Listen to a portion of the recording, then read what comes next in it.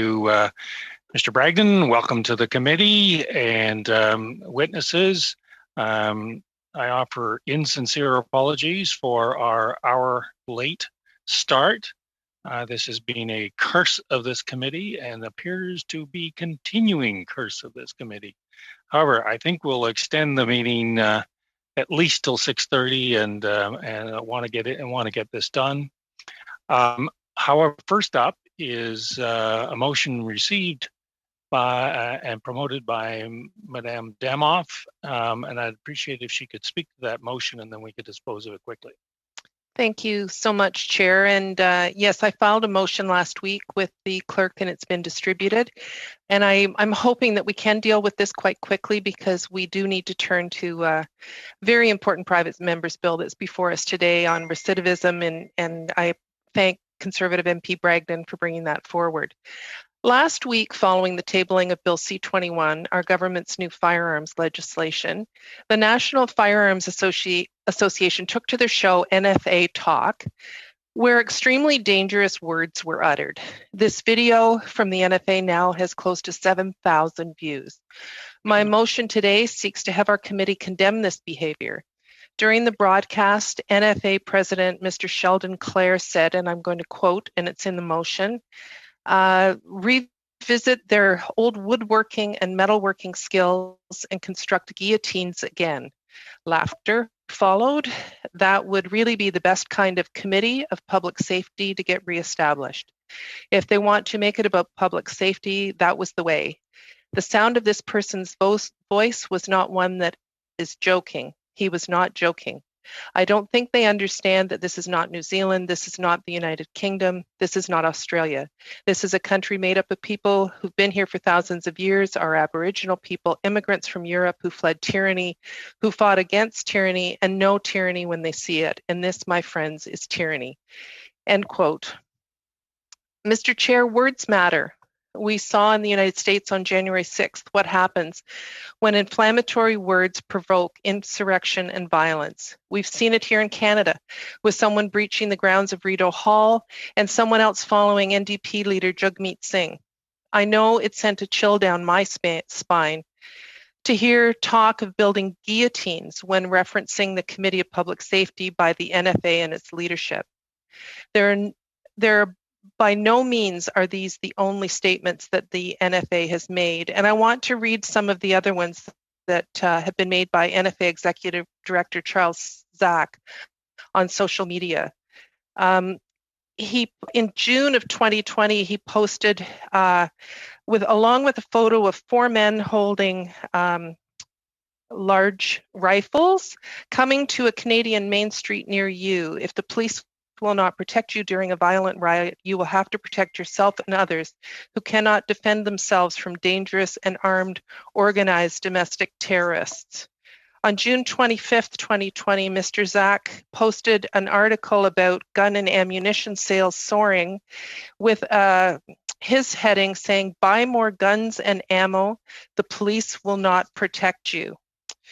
May 2020, Mr. Zak said, "Perhaps we would see organized demonstrations in front of the homes of these civil disarmamentalists," his term. Another one in which he posted a caricature of myself and Minister Freeland, where he said, but think of the women," with another picture of 2 women holding firearms saying, "I think we'll be fine," talking about our firearms policy. And I think I'll leave it there with the statements that I'm going to read, Mr. Chair. But I think what I find extremely concerning is that when confronted with the concerns around their statement, the National Firearms Association has actually doubled down. In a global news story yesterday, Mr. Clare is quoted as saying, quote, "I've merely related comments from upset people who have a real big problem with tyranny, and I think the virtue signaling woke liberal left has a problem with being called out as being tyrants." Mr. Zak has called me, quote, "a rabid anti-gun civil disarmamentalist," end quote. And remember, he called for organized demonstrations in front of the homes of civil disarmamentalists, his term, back in May of 2020. Mr. Zak also told Global News, noting his use of the metaphor is intentional, that, quote, we're locked and loaded. And I say that unapologetically and unabashedly, end quote. Today, Mr. Zak posted that, quote, if Liberals feel offended for being called tyrants, then they should stop acting like tyrants, end quote, but still has not apologized for talking about the need to start constructing guillotines. Mr. Chair, this kind of language is dangerous. Sharing these comments on their platform, which, as I mentioned, has had 7,000 views, it can lead to violence, as we saw in the United States. The storming of the US Capitol by an armed mob was spurred on by similar language. These calls for violence against those who want a safer community are not tolerable, and it is incumbent on all of us to condemn them. I'm asking the members of the committee to support this motion, condemn the National Firearms Association and the statement made last week. And Mr. Chair, if I could ask that the motion be amended at the end to include, and the committee report this to the House, et que le comité en fasse rapport à la Chambre. And my apologies. And the committee should make a report to the House. So, Mr. Chair, I'm hoping that we can deal with this quickly and vote on this right away. Thank you, Mr. Chair. Debate. And Mr. Chair, I'm sorry. When we do vote, if we could have a recorded vote, please. Fine. I first saw Ms. Stubbs, then I saw Mr. Harris. You're on mute, Shannon.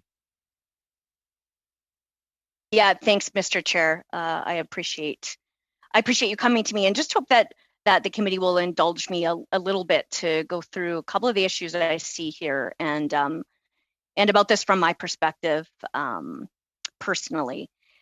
I first want to say, Pam, that if there is a perception of a personal or a public safety threat to either members of Parliament specific to the Public Safety Committee or in general, or to yourself, then I need you to know I take that, as do all members, all Conservative members on this committee, extremely seriously. We hope, and actually I would invite you to say if you wish, whether or not such a complaint has been made to police, as should be the case, and perhaps the chair can affirm whether or not such a complaint has been made to the Sergeant at Arms, which should be the case if the comments constitute a threat to members of Parliament at large.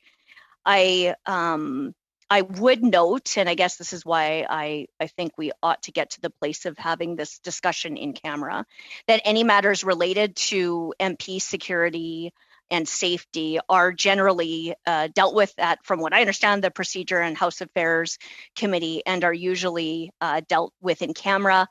I understand that Proc just did a briefing on security risks for members of Parliament, and the entire thing was in camera because, of course, it's about the safety of MPs and because they're the committee that deals with those issues.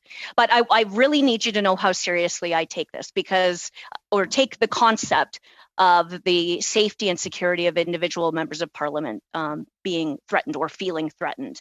I myself, since being elected in 2015, have received personal and direct threats to my safety and security. In 2 separate occasions, I and my 3 female staff members in my constituency office in Two Hills have also faced direct and personal threats to their security and safety. In one incident, the RCMP was called to our constituency office. The office was put on lockdown, and that individual was removed from the office property. He showed up at the office, he was screaming and swearing and said he no longer identifies as Canadian and is not subject to their laws, and there was no place in this world for elected officials or their staff. In the second incident, a man had begun on the phone by screaming at my 19-year-old female staffer, who was then transferred to her manager, another woman, where he proceeded to swear at her and tell her he hoped that she was raped and she would die. We reported that incident to the Sergeant at Arms to be dealt with, and and we do have a very close relationship with our RCMP detachment, who happens to be 2 blocks down from my constituency office. I'm also aware that another member, and I'll let him speak for himself if he wishes, but that another member on this committee, a Conservative colleague of ours, has also, who sits with us here, has also been faced personal threats. Those personal threats resulted in laying charges and a conviction of the individual that was laying threats. So if this motion is prompted by a perception or an interpretation, and all of that is legitimate because we are all thinking, considerate, rational people who all have the equal right to perceive and to debate and to interpret the way comments are made, then I do hope that those complaints have been made to the proper authorities. But then I would also say then that would necessitate that this committee have this discussion in camera, and also that we must be extremely careful not to be seen to be politically influencing or interfering with what ought to be by now, I hope, if this is the motivation, an actual current and ongoing legal investigation. If, on the other hand, this is an attempt to have the Public Safety and National Security Committee function as a tool to be a judge and jury of individual Canadians or organizations, and to wield the special privilege and scope and status and power of members of parliaments and a parliament committee against individual Canadians or organizations about comments that may or may not be considered in their full context. Indeed, I have no desire to get into this, but of course, even in the motion that we're debating right now, the comments there are key comments missing. And that's why the motion starts with an ellipses. There's also, even right in the middle of the comment of the motion and the quoted comments, a sentence that's missing. So my view would be I think that Conservatives certainly don't believe that a parliamentary committee ought to be used as a judge, jury, and condemnation of comments made by individual Canadians or organizations that may or may not be taken out of context, that may not be fully considered in context right here in the case of this motion, where perceptions and interpretations can legitimately differ and can legitimately be debated by fair-minded, honest, good-willed people. And personally, I do believe if the committee were to take such an action, there are real important issues relating to fairness and power, serious power imbalances, if this were to become a tactic of parliamentary committees, as a matter of course that I myself would find concerning. But again, I must reiterate that if a member believes comments have been made that constitute a threat to personal and or public safety, then those should be reported to authorities. I in fact hope that they've already been, if that is the interpretation. And committees should not influence that process. So either way, I would move that we continue this conversation in camera for all of the reasons I've just outlined. And I too believe it is critical for us as a committee to move on with a very important initiative by our colleague Richard Bragdon on legislation to prevent recidivism of offenders, protect the public safety of all Canadians and victims of crime, and to reduce repeat offences, about which I know all members on this committee across all parties are seriously concerned. Just as a point of procedure, it was reported by Ms. Damhoff and myself to the appropriate authorities. And so it is before them at this point, and it's their decision as to whether, how and where and when it's dealt with. Well, thank you very much for that clarification, Chair. So I suppose my next question then would be, has either the Sergeant at Arms or the police, if the committee's been elevated with them, suggested this course of action insofar as the argument is apparently being made that this may or may not constitute a threat to public or private safety? So obviously we need to know that if this committee has been advised in this way to undertake this discussion. And if that hasn't been their advice, then I would suggest that that very answer especially if we also learn that a complaint has been made to police, is very much the reason why this committee should continue that discussion in camera. And of course, we all know that we would never want to be seen as members of parliament or members of a extremely powerful parliamentary committee with extraordinary scope to be attempting to either influence, wag the dog, intervene, comment on, opine on, contribute to an ongoing official investigation anyway. I know we'd all be concerned about not wanting to give that appearance. I think there may be a conflation of several ideas there. I take your position to be that you would prefer to defer this discussion to another appropriate moment. I will treat it as a motion to be dealt with prior to Madame Damoff's motion. But before that, I want to hear from Mr. Harris, and then I will call. Oh, I see, and now I see Ms. Damoff's up. I'll deal with Mr. Harris first, then Ms. Damoff, and then if there's no other interveners, I'll call for a motion on Ms. Stubbs, and then and depending on the outcome of that motion, we'll deal with the subsequent motion. Jack. Thank you, Chair. I just note that my colleague Don Davies is here, and I have a call for me to appear on an interview on another computer. So I think I'll leave the discussion to Mr. Davies, who's been briefed on what's just taken place. Got it. Ms. Damoff? Thank you, Chair. And I think perhaps we can double check with the clerk, but I think my motion takes precedent over Ms. Stubbs. And what you said yourself, there's a number of things being conflated here. The public statements, the entire video is available online if people want to watch it, but the statements made by the National Firearms Association specifically reference the Committee of Public Safety and talk about constructing guillotines. They laughed about it. There was they have refused to make any kind of statement subsequent to that. And given, as I said previously, what happened in the United States, what has happened in Canada, when organizations make inflammatory comments like the National Firearms Association did last week, I think it is incumbent on this committee to condemn their statements. It's time to stop accepting these kinds of rhetoric and vague threats and suggestions to their membership that guillotines start to be constructed. And it's time we as a committee take a stand. The Committee of Public Safety was mentioned by them. This has absolutely nothing to do what the Parliamentary Protective Services is or is not doing. That is absolutely separate from this discussion. And I think we need to take a stand. We need to shut down this kind of language, this way of talking and thinking that it's okay to talk about building guillotines and laughing about those kind of comments in a public forum.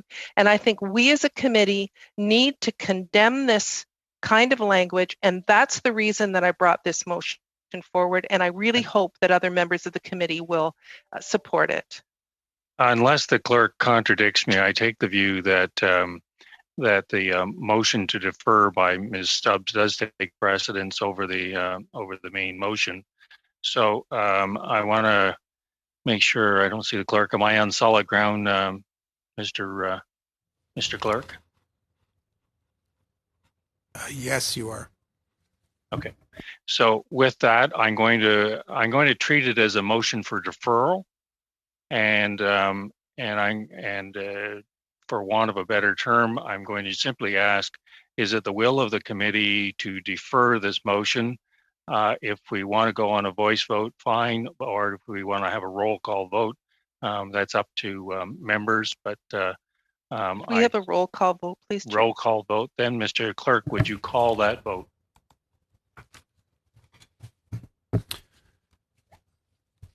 So on the motion of Ms. Stubbs, I'll start with Madam Stubbs and proceed accordingly. So Mrs. Stubbs. In favor. Mr. Kurek. In favor? Mr. Motts, In favor. Mr. Van Popta, In favor. Madame Michaud, En faveur. Mr. Davies, Against. Ms. Damoff, Against. Monsieur Iacono, Ms. Kara, Against. Madame Lambropoulos, Contre. and Monsieur Lightbound. Contre.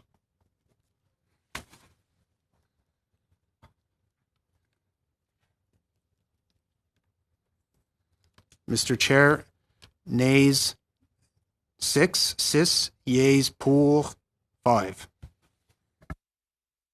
Okay, then we move to the main motion. Again, we'll have a call on the main motion. Chair, I also amended it at the end. Do we need to vote on that first?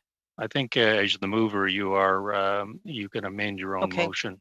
Okay. I think I'm in good ground there. My very able clerk will correct me if I'm wrong, but I believe you can. In which case, it's Madame Damoff's motion moved and amended as amended. Mr. Clerk. So the question is on the main motion. All right. Ms. Damoff, In favor? Monsieur Iacono, Ms. Kara, In favor. Ms. Lambropoulos, Pour. Monsieur Lightbound, En faveur. Mr. Kurek, You're on mute. Abstain.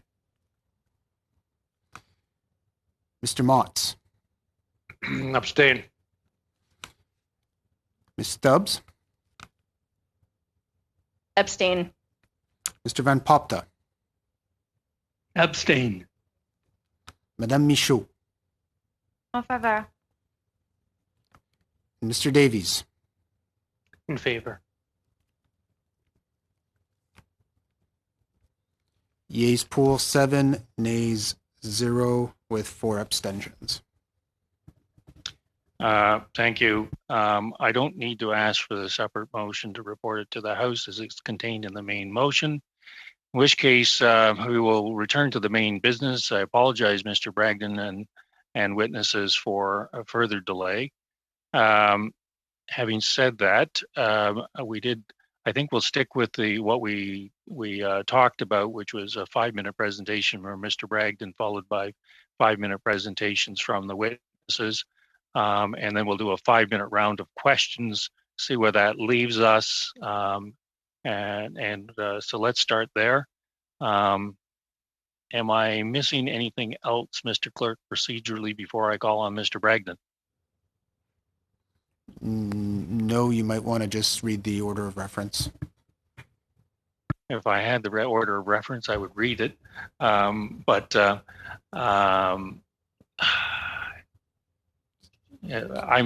some disadvantage since I don't have say the name of the bill. Documents. You could just call the bill.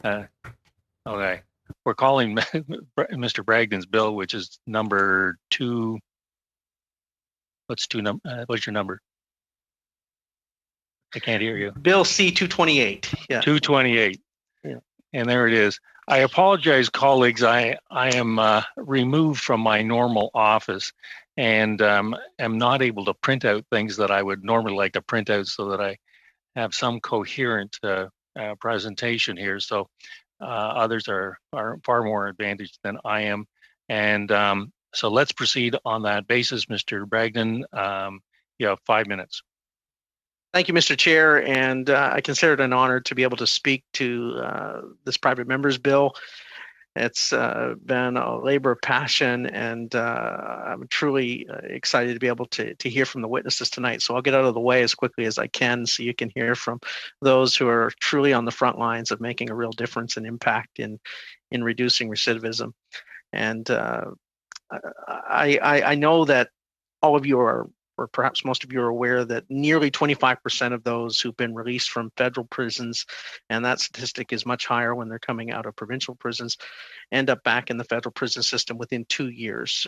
And the rates amongst Indigenous communities is nearly 40%. It is also a sad reality that the children of those incarcerated are 7 times more likely to become incarcerated themselves. It is abundantly clear that we must stop this cycle. We must arrest this cycle. And this bill aims to address the ever-revolving door within our prison system and break this perilous cycle that sees individuals consistently reoffend. This bill will make the Minister of Public Safety establish a task force and create a national framework to reduce recidivism. And we'll do that in part by looking at some of the working models that have had some tremendous success internationally, and some that are having some good success here locally and within Canada. And I'm very excited to hear a little bit later here this evening, you'll hear from Ms. Naidu, who's going to be sharing about a model that's had tremendous success south of the border in the big state of Texas. It's called the Texas Offender Reentry Initiative. And she'll speak to the statistics as it relates to that. I'll just say this. She recently, I guess it was in 2016, received from then President Obama a Champion of Change Award for the tremendous work that this initiative has had in reducing recidivism in her state. And now it's growing exponentially. So you'll be hearing from her. I'm also honored to have Mr. Nicholas here, who has a tremendous background in obviously knowing the law and being a former judge and a former lieutenant governor, and being a person from the Williston First Nation community. And so glad that Mr. Nicholas will be able to be here and offer his perspective. And of course, I see Ms. Latimer is here from the John Howard Society and the tremendous work that they do in helping people reintegrate back into community. Needless to say, there are some tremendous models and organizations that are doing great work on the front lines that we can learn from and hopefully import some of the best practices and contextualize it to the Canadian context. And I feel as we look at that, we can find great hope. I won't get down into the specifics of how some of these programs work, but I feel I would call it the sweet spot of lasting societal change is oftentimes found at the interface where we break down the silos and get various sectors working together, whether it's governmental, nonprofit, private sector, and bringing all their various gifts and talents to the table and abilities and resources to bring about that lasting change. And one of those thoughts is, and it's really one of the centerpieces of this, I heard this one time and it stuck with me, it's called the principle of 3. When someone is serving time, if the work begins for that lasting change while they're on the inside, if within the first 3 minutes, someone trusted is meeting them at the gate and make sure that they have someone to walk with them in those initial steps upon being released, that within 3 hours, living arrangements are being made and put in place for them. Within 3 days, life skill development, employment, and other programs are starting to come around them. Within 3 weeks, education completion programs, et cetera. And within 3 months, making a noticeable progress and transition is complete. And then within 3 years, we are going to witness and be able to see a lasting lifestyle change and them contributing back into society. And I'll close with this, Mr. Chair. I don't know how much longer I have, but I'll just say this in conclusion. It just says, I'll never forget the first time that I visited a prison. It was with my dear friend, Mr. Nicholas probably knows of him. He's passed on now. That's Mr. Monty Lewis, who himself had started an organization called Bridges of Canada, which he himself had served time in federal prison. He was from Cape Breton, made some tough choices along the way, didn't have an easy upbringing. But he and his wife, upon release, felt a passion to start a ministry or an organization, a nonprofit, to help those who had found themselves in similar situations but wanted to successfully get back into community. And he said one time when we were going to a prison, and it was my first visit, it was Dorchester Penitentiary. And he said, now you got to understand how he talked. He had kind of that rough accent. And he said, now, Richard, I want you to know something. You're going to a place where there's the highest concentration of the worst kinds of vile actions and feelings and anger and dysfunction that there could ever be. It's behind the walls of this prison that you're going through today. But he said, I want you to also know that you'll never visit a place where there's a higher concentration for the incredible power that the opportunity at a second chance, forgiveness, and hope can bring. And he said, I've been a recipient of that in my own life. And if you will start on this journey, you'll never be the same. You'll never regret it. And I was very naive. And I must confess, when the doors were closing behind me to go in for my first visit, I felt a little bit of anxiety. But I'm glad to say several years later, I've seen many lives who's been changed and for the better. And they're back in community, making a big difference for them and their families. And everybody comes out ahead. So I want to thank you for considering this bill. I'm excited we can offer together the gift that transforms all lives, and that's the gift of hope. And I look forward to hearing from these witnesses. Thank you, Mr. Chair. I've taken too long. I'm all excited, so it's over to you. You have Mr. Bragdon taken too long, but it was quite inspirational. I do recall the first time I went to a prison as well. I think I only got one half of that message.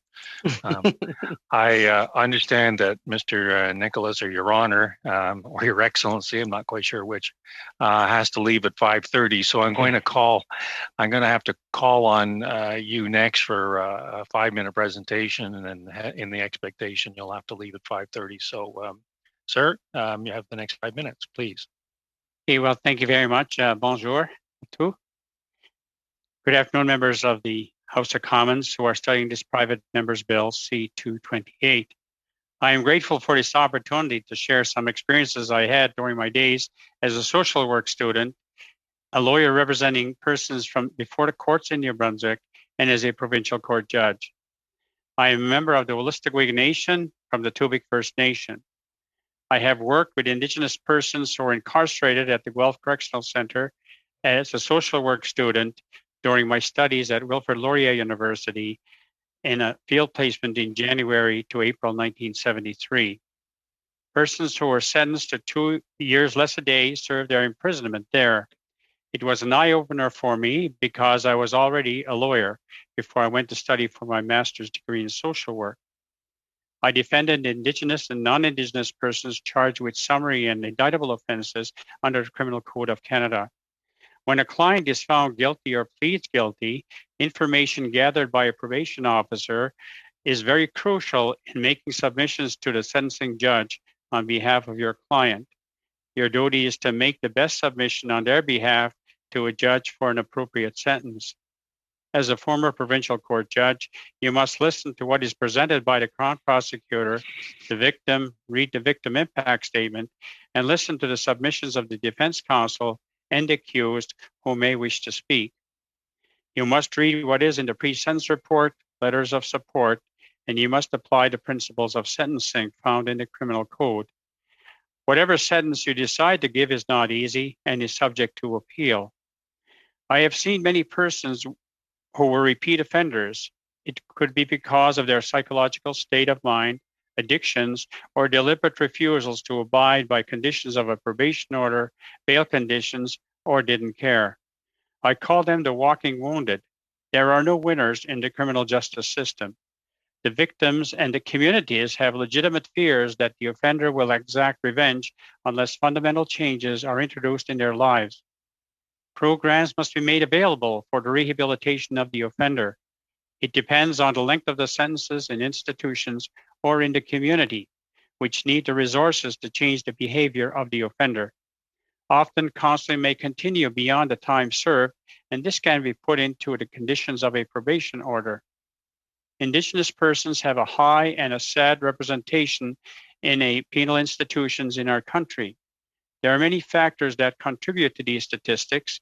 Many are historical, many are because of poverty, and many are because that the current justice system does not reflect the values of their communities. There have been many studies done to recommend fundamental changes in the criminal justice system, but not enough has been done to implement them. I want to commend the initiative of the Member of Parliament, Mr. Richard Bragdon, and your other members who have introduced this important legislative blueprint. Thank you very much. Merci beaucoup. Nagawaliwan. I can stay till about 5:45 your time. Thank you. Okay. Well, thank you for that. Thank you for your brief presentation. Before I call on Madame Nadeau, Could the Liberal Party and the Conservative Party indicate to the clerk who will be the lead questioners before we finish the witnesses, please? Thank you. Madame Nadeau, you have 5 minutes, please. Good afternoon, Chairman. And Mr. Bragdon, thank you, members of the committee, for inviting us to be a part of this. My name is Tina Naidoo, and I'm the Executive Director of the Texas Offenders Reentry Initiative, also known as TORI. We have been in operation for 17 years and have had the opportunity to serve over 30,000 returning citizens throughout Texas. Texas is widely considered the incarceration capital of the United States. In fact, 70,000 people return to Texas each year from prison. Despite paying their debt to society, these individuals will find themselves saddled with collateral consequences of a criminal record. They will face discrimination in employment, housing, education, and will come home to the fractured support systems. This will lead to their nearly inevitable recidivism. We too begin with a call from elected officials. When our program's founder, pastor, and global thought leader, Bishop T.D. Jakes, founded the TORI program in 2005. According to the U.S. Department of Justice, 1 in 32 Americans are under the control of the criminal justice system. I can say with clear certainty, allowing the problem to continue, you will only build more prisons and broken families. TORI began with a federal challenge grant from the Corporation for National and Community Service, meaning that for every $2 we spent on the program, the government matched it with $1. This initiative was a 5-city collaborative that targeted the cities in Texas considered the 5 hotspots for most releasees: Houston, Austin, San Antonio, Fort Worth, and Dallas. We served more than 400 returning citizens that initial year with a staggering 13% recidivism rate, proving that the intervention was both replicable and effective. In the coming years, TORI was afforded funding through the Second Chance Act by the United States Department of Justice. These initiatives better equip the returning citizens upon release and increased cross-sector partnerships. This type of relationship, where a federal framework filters to the states, and in this case provinces, makes a real impact that is critical to lasting change. This was further emphasized years later when TORI worked in partnership with the Institute for Urban Planning and Research at the University of Texas at Dallas. The evaluation confirmed that comprehensive reentry services provided through community-based initiatives significantly impact the social issue when in partnership with government entities. The program evaluation revealed that 18 case management sessions led to a rise in self-sufficiency outcomes. In this project, the success rate of the participants was over 90%. These individuals, who statistically had an income of around $10,000 US annually, emerged from this program making a living wage, effectively lifting their families out of poverty and propelling these individuals into socioeconomic mobility. Following TORI's successes, the program was afforded the opportunity to become the first provider in the nation to partner with the Department of Housing and Urban Development, otherwise known as HUD, through its local housing authority. The partnership provided government-subsidized housing for returning citizens working towards self-sufficiency. This type of housing assistance had been previously off-limits to those with a criminal background. However, through this resource, over 500 families were reunited. This equated to diminished post-incarceration homelessness, stronger families, and safer communities. As you likely know, Canada reports a recidivism rate near 35% compared to 65% in the United States. This gives me hope for the incredible impact that this bill will make on recidivism reduction in Canada. At a recent TORI client graduation ceremony, United States Senator Tim Scott provided the commencement address and applauded TORI's efforts, proclaiming the program as a national model to reduce recidivism. Unequivocally, after studying the bill before you, I believe that this would set you on the path to immeasurable improved outcomes. The answer is the cross-sector collaboration that this would foster. As we have seen, the interplay of these systems has the power to address the issues through all the sectors, leaving no cracks to fall through. Finally, You may have concerns around the ability to implement such a program in the shadow of COVID-19. The common perception is that returning citizens have a technology gap in addition to a skills gap. Let me assure you this perception is inaccurate. At Torrey, we were forced to adapt to a virtual service platform in a matter of days at the onset of the pandemic. We were able to serve more individuals in less time while eliminating transportation barriers. Clients were able to participate in rehabilitative services and counseling more effectively.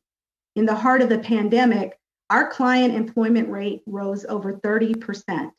The outcomes were remarkable. Those that will benefit don't always fit the stereotype. One young lady joined us stripped of her licensure, unable to work, despite having 2 master's degrees. Today, she is a practicing registered nurse fighting on the front lines of the COVID-19 pandemic. She is an example of the kind of restoration that is possible here. Truly, this bill is one that will place Canada at the forefront of criminal justice reform and recidivism reduction. This is a true definition of government working for the people. Returning citizens of Canada must simply be given an opportunity without penalty, based on the merits of their rehabilitative efforts. Thank you. Thank you. Thank you. Thank you. Madame Latimer, I know that Mr. Motz is the first questioner from the Conservatives, but I still don't know who the Liberal first questioner would be. If that could be communicated to the clerk, that would be helpful. Madame Latimer, you have 5 minutes, please.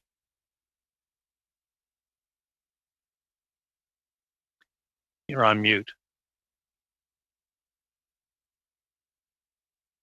Okay, as I was saying, it's a Yes. great pleasure to be before the committee and to share John Howard's views about Bill C-228. John Howard Society, as many of you know, is a charity that serves more than 60 communities across Canada, and it's committed to just, effective, and humane responses to the causes and consequences of crime.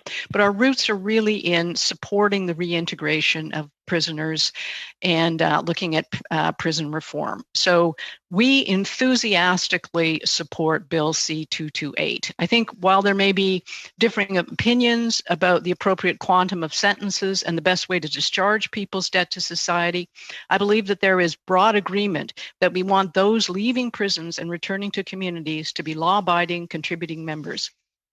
Not only does this help the individual rejoining the community, but it prevents further victimization, saves state resources, and benefits us all. The road back for former prisoners is a tough one. It's as tough in Canada in many ways as it is in Texas. Many face loneliness, stigma, grinding poverty, discrimination in employment and housing, barriers due to race, religion, and gender, inadequate identification, gaps in the continuity of mental and physical health care, challenges reuniting with families, inadequate skills, serious marginalization, and fear and hostility from community members. For some, drugs and alcohol are a temptation to blunt the discomfort they feel, and post-release drug overdoses are high. Suicide rates the first year after release are significantly higher than they are for the average person. Given the hardships they encounter, it is testament to the enormous resilience and willpower that the majority of those released do not return to prison. But far too many do return to prison. Much more can be done and should be done to facilitate a successful transition. The Department of Public Safety gave the John Howard Society of Canada a small grant to do a series of podcasts involving peers interviewing former prisoners about the challenges they faced reintegrating back into the community, with a view to providing advice to others. For those interested, those podcasts are called Voices Inside and Out and can be found on your podcast providers. While there were many individual differences in the challenges faced, there were many key elements that were similar, including housing, employment, healthcare. Many felt correctional authorities had not adequately prepared them for release and not even provided acceptable identification, and with only 2 weeks' supply of prescription medication. Solutions to the challenges were often creative. Those who had help valued it enormously. And the help came from peers, organizations active in criminal justice, family, Good Samaritan, and others who assisted them in navigating a slew of municipal, provincial, and federal requirements and resources. The framework proposed in Bill C-228 would be enormously helpful in ensuring that the key elements for a successful transition are identified through a collaborative effort that I hope would involve those with lived experience, as well as those from organizations that provide reintegration services, and representatives from provincial, federal, municipal governments, and communities, including Indigenous, Black, and faith communities. The provisions of the bill that would require the Minister of Public Safety to report back on progress on the implementation of the framework would be an important impetus to have the framework as something more than words on paper. We could actually see progress being made. Collaboration here is key. We identified an absence of housing for post-custody as a serious impediment to successful reintegration and received funding from CMHC for solution labs to tackle complex housing as a complex problem, post-custody homelessness. We've been partnering with Public Safety, Correctional Services, Employment and Social Development Canada, the National Associations Active in Criminal Justice, former prisoners with lived experience, number of John Howard societies, Lansdowne Consulting, community organizations, housing experts on this project. And what was emphasized to us is it's not just the housing. We need the whole supportive community pulling together to aid the successful reintegration of these prisoners. In conclusion, I would urge you to support the passage of Bill C-228. The tragic death of Kimberly Squirrel, who died on the street exposed to freezing temperatures just 3 days after being released from a provincial prison in Saskatchewan, should be a wake-up call to us all that we must do better. The framework is a tool to make progress towards reducing crime and making our communities safer. Thank you. Thank you. And thank you for respecting the time. I heard my buzzer going off. I apologize for that. Well, yeah, you were within 2 seconds. That's pretty impressive. Mr. Motz is up for 5 minutes, and I just remind members that Mr. Nichols has to leave by 1:45. So he has basically 20 minutes before the committee. So, Mr. Motz, 5 minutes. Thank you, Chair, and thank you, Mr. Bragdon, for bringing this private members bill forward.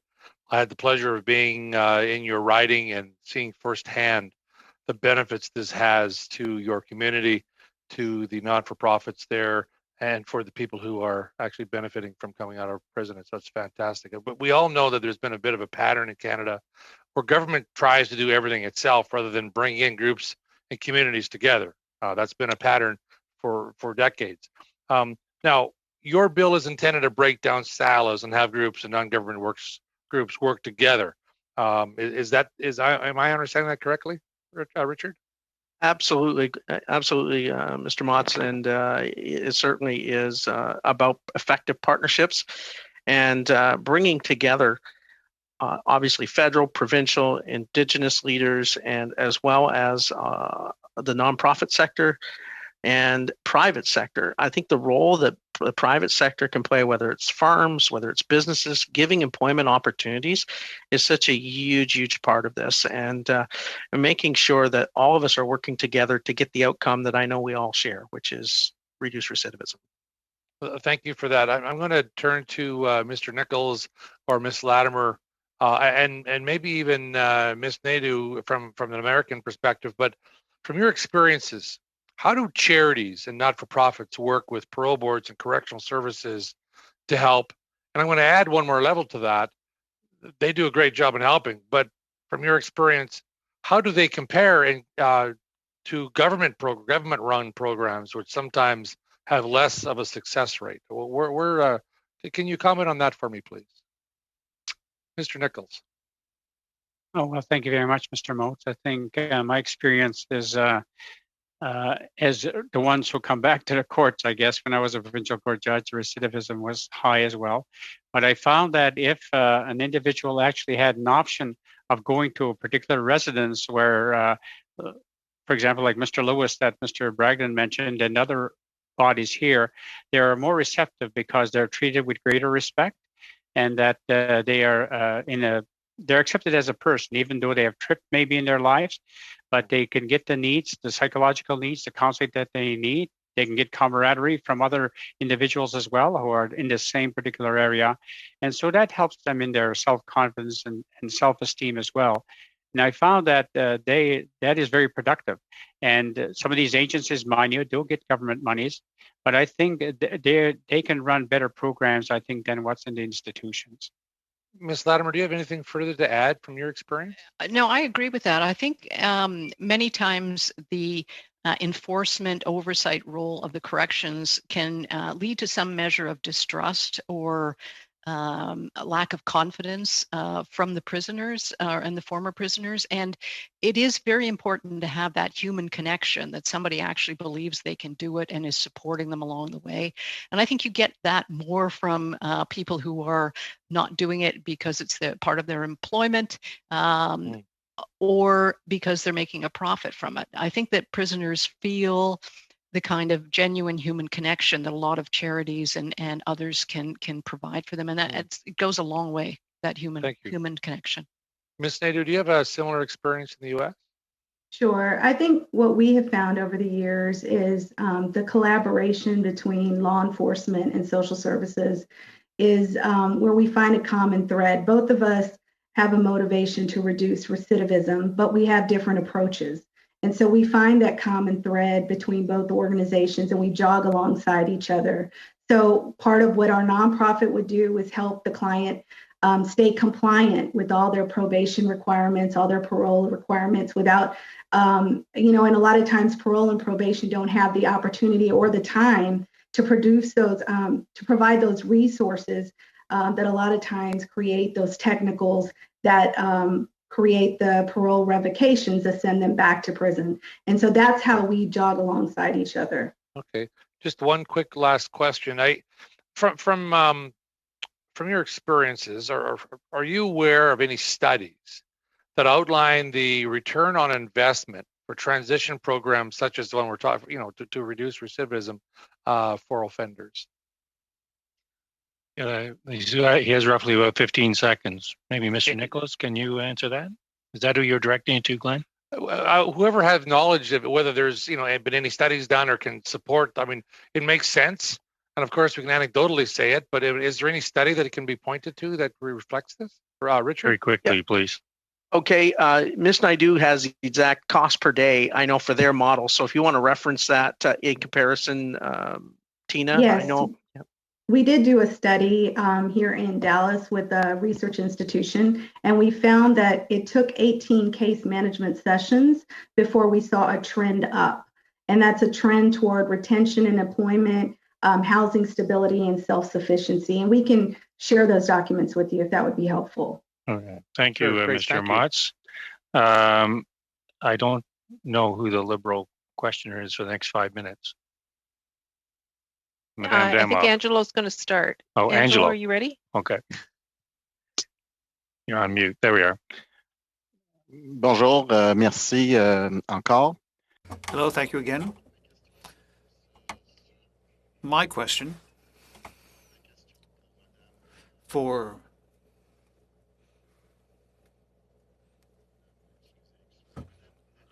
Ms. Naidoo. You talked about your system, and in an ideal world, we'd like to ensure the reintegration of prisoners to increase their participation in society. But we know that human beings are human beings, and there will always be a lot of uncertainty. And how can we control these types of factors? How can we better manage these disadvantages with regard to work in the field, as well as with organizations that will be called on to help create a system that will be really functional? I believe that the cross-sector relationship is what's important, because I think in order for us to get our arms around these issues, it doesn't just take social workers, it takes the criminal justice, the different departments that make up the criminal justice system. So I believe that you have to take into account that For instance, like we just said, parole and probation, they come from an authoritative background. So their relationship with the returning citizen is very different than a counselor or a social worker. And that level of trust between the community and the returning citizen has to be garnered in order for this to be productive, in order for this to be successful. And so in order for the success of our relationships cross-sector, there has to be trust between us and the other high-level professionals that are involved in this, but also there has to be trust between the ex-offender and the criminal justice appointees.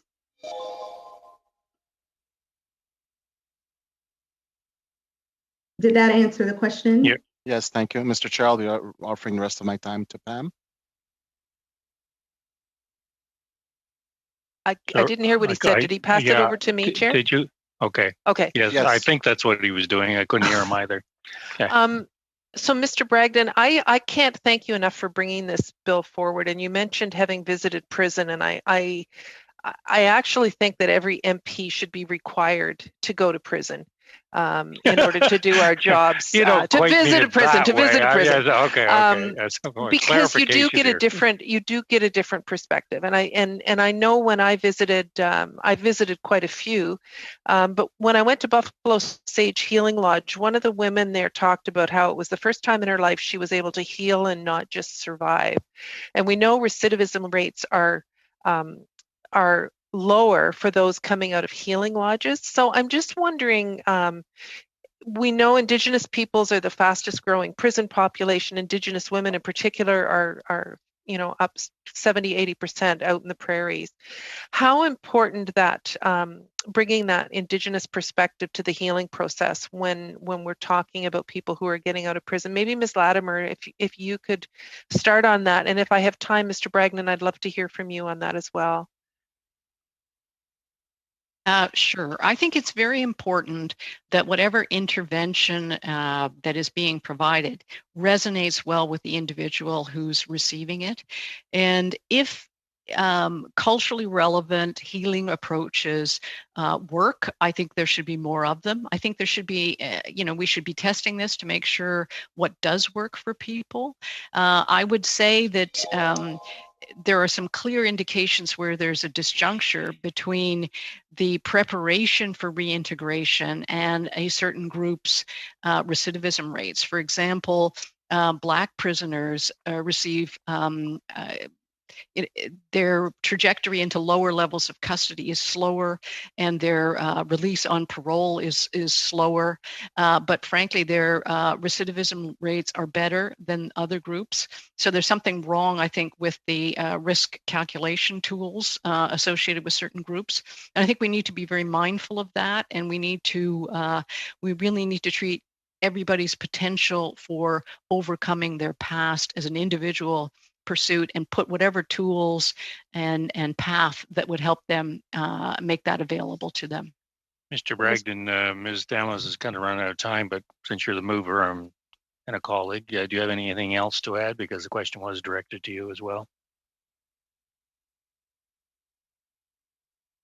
Have we lost Mr. Bragdon? I think we have, Chair. I don't see him. My goodness. Okay, well, I guess we're on to royal assent then. Okay. With that, Madame Michaud, 5 minutes, s'il vous plaît. Thank you very much, Chair. It's a pleasure to ask questions, and I'm sorry that Mr. Bragdon is not on the line right now. Oh, he's back, I see. First of all, thank you for your bill, and I think that the stories that we've heard, Ms. Levesque and others, these are examples of how we are not protecting important parts of our population, and the report shows that there are definitely gaps in how we manage reintegration. But before going right into the subject, I have some questions with regard to the bill. I would like to know, Mr. Bragdon, and maybe the other witnesses, about compulsory minimum sentences. because delinquents often repeat offend within 2 years, and there's certainly a negative effect on people who go to prison and increase the risk of recidivism. And so, what is your response? Merci, Madame Michaud. Thank you very much, Madame Michaud, for your kind words. And I look in regards to sentencing and on the front end, obviously anything that we can do to create an environment that prevents disadvantaged young people, at-risk youth, and others from making choices that will lead in the direction that could eventually lead to incarceration, that is always worthwhile investment of time and resources and supports, and those supports can't be overstated. It's critical. This bill in particular addresses more post time served. It's the plan for when someone has completed serving their time, how we can best make sure they don't go back into the system upon having served time. There's obviously can be some great work done on the front end, and should be, and I commend efforts to make sure that we are preventing people from going into the system. But this is to address that revolving door on the back end. So the primary emphasis is what are the best working models out there that we can look at and try and emulate here, and which ones are doing great work here in Canada that we can partner with and maybe contextualize across the board to keep bringing those rates of recidivism down so that that revolving door stops. So that's really the approach that we're emphasizing in this bill is post time served.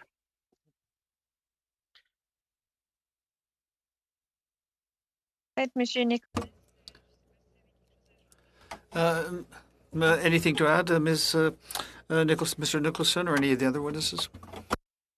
Yes, I think that's a very good question that you ask, because there's always a concern in the community. What happens when somebody is out on the street and within another month they're in violation of another condition? But I think what's absent in our system is Indigenous spirituality. And I think that is important, very important for our people, because for them to be a complete person, they had to be in tune with their own spiritual values.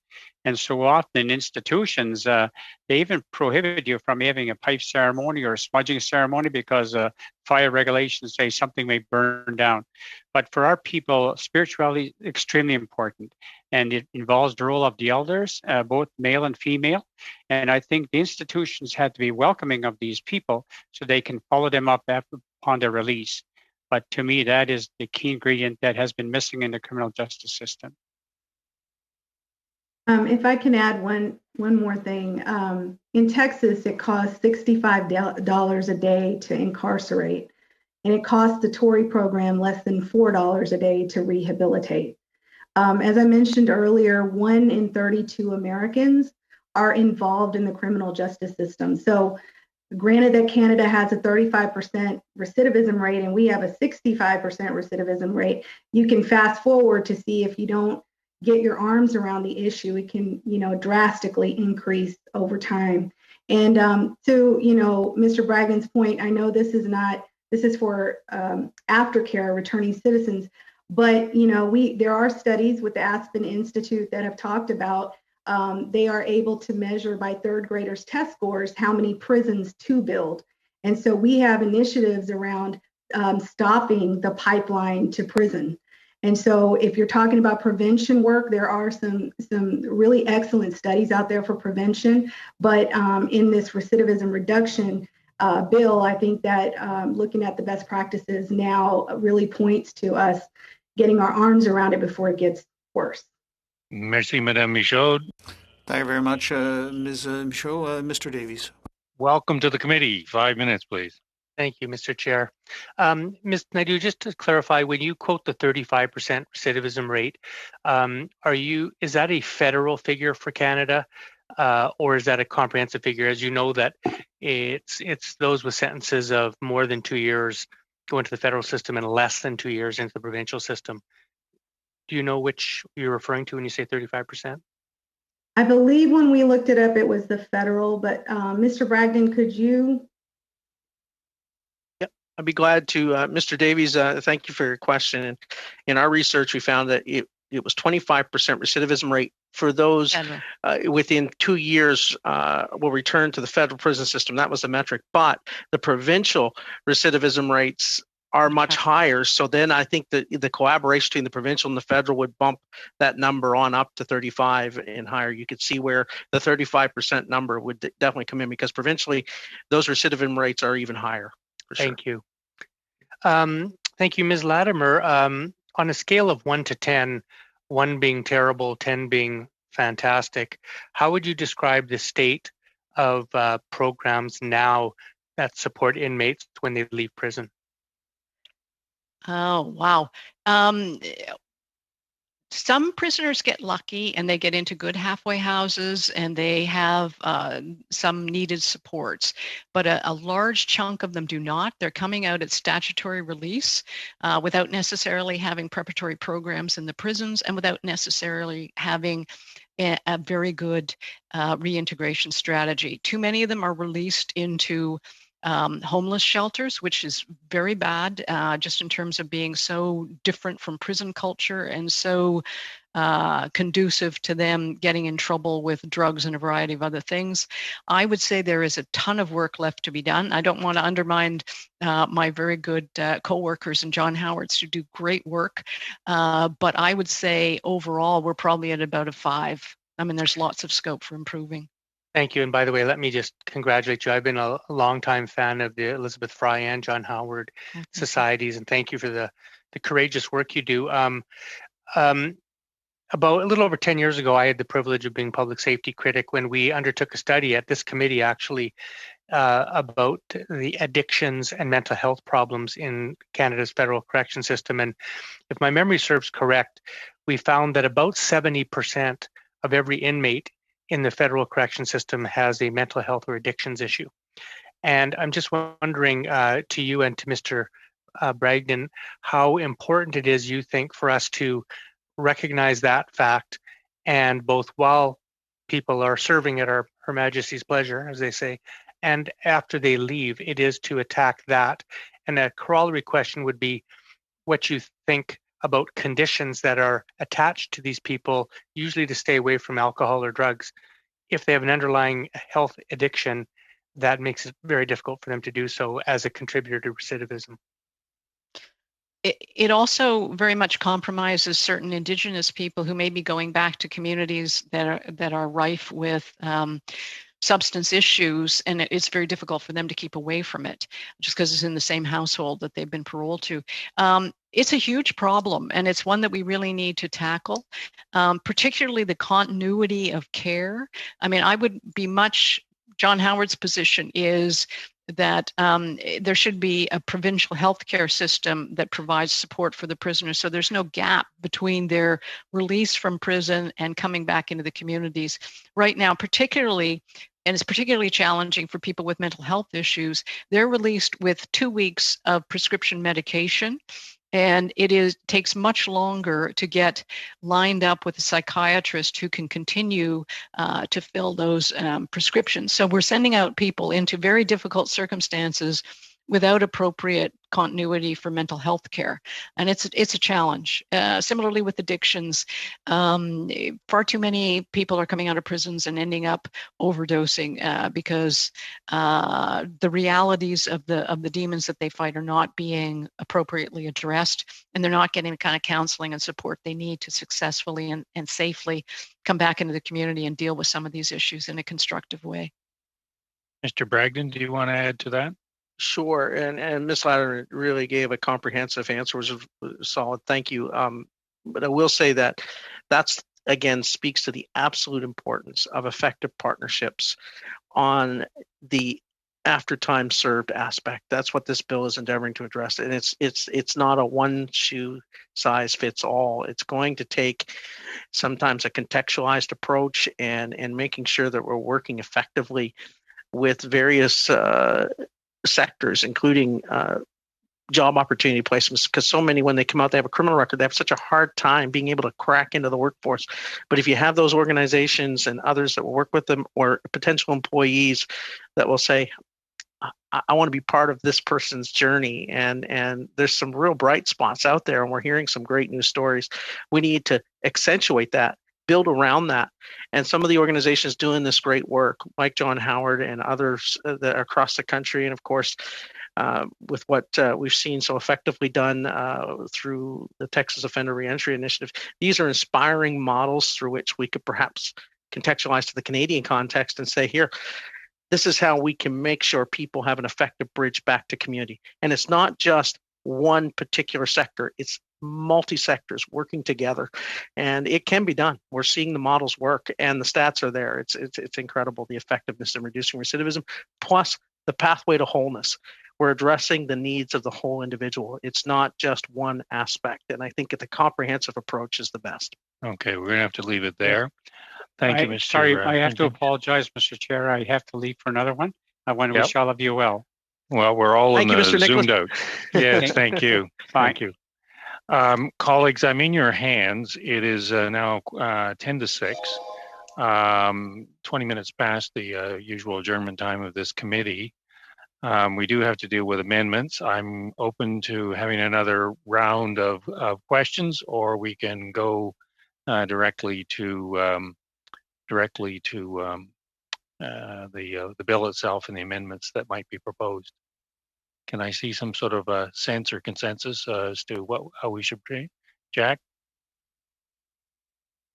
You're on mute. Yes, Chair. I'm happy to move to amendments, except I would perhaps like to raise something which I don't know whether it has been raised, because I was busy talking to other people on Skype in some of your colleagues, those present colleagues on another matter. But the issue that I have an amendment related to has to do with what happens in the prison and accessibility to programs in prison.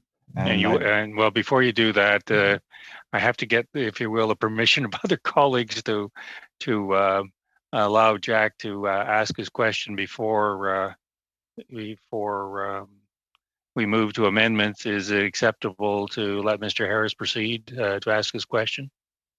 Sure, and then we're going to go straight to clause by clause, Chair. Is that the plan? That would be the idea. Yeah, that's great. Is that fine? So, Jack, you're the only thing that stands. Shannon. Hi. Thanks. Yeah. Hi. Thanks, Chair. I just think, given that the proponent of this important legislation that we all agree is so crucial did have to wait through the discussion that started off the meeting, including a witness who is still here with us, that we should do another round of questioning. I think we owe it to them, to the witness and to the proponent, if they're willing to, given the importance of this legislation and the fact that an entire meeting, which was supposed to be allotted to them, was not. And okay, are we reversing ourselves? But I don't know how everybody else did. So yeah. So could I suggest maybe, Mr. Chair, in the past you've done like a shortened round? I think that would be appropriate in the circumstances. But I agree with Ms. Stubbs. Certainly we have tremendous people around the table here that have lots to offer, and I think that it is incumbent upon us to give them the opportunity to share. So if I did 5, 2.5, 2.5, is that acceptable?